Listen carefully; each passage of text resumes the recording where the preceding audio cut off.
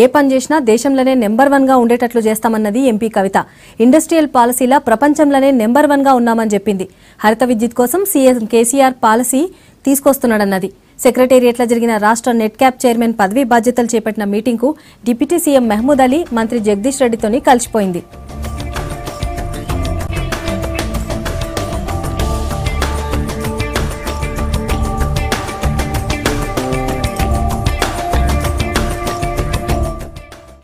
ముఖ్యమంత్రి వర్యులు ఏ పని చేసినా కూడా దేశంలోనే నంబర్ 1 ఉండే స్థాయిలో ఇవాళ చేస్తూ ఉన్నాం.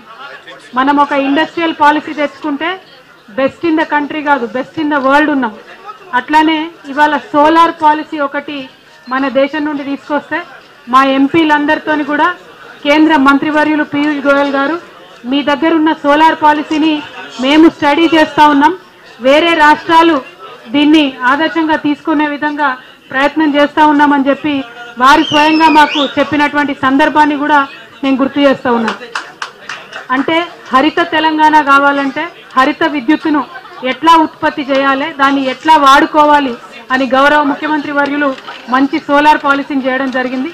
అది చేయడమే కాదు, మరి ఆ విద్యుత్ ఉత్పత్తి జరగాలంటే ఇవన్నీ కూడా సరైనటువంటి క్రమంలో కొనసాగాలంటే మరి టీఎస్ రెడ్కో అనేటటువంటి కార్పొరేషన్ ఏదైతే ఉందో, రెన్యూవబుల్ ఎనర్జీ డెవలప్మెంట్ కార్పొరేషన్ ఏదైతే ఉందో అది కూడా ఫంక్షనల్గా ఉండాలి, మంచి బాధ్యత కలిగినటువంటి నాయకులు ఉండాలనే ఉద్దేశంతో మా జిల్లా నుండి అలీం సేత్ గారికి మరి యొక్క బాధ్యతని ఇవ్వడం నిజంగా గౌరవ ముఖ్యమంత్రి గారికి నిజామాబాద్ జిల్లా ప్రజల తరఫున